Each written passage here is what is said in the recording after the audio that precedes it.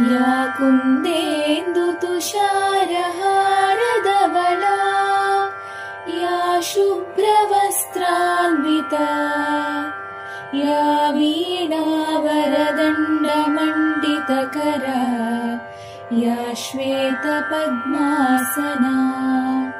या ब्रह्माच्युतशङ्करप्रभृतिभिः देवैः सदा पूजिता सा मां पातु सरस्वती भगवती निःशेषजाड्यापहा।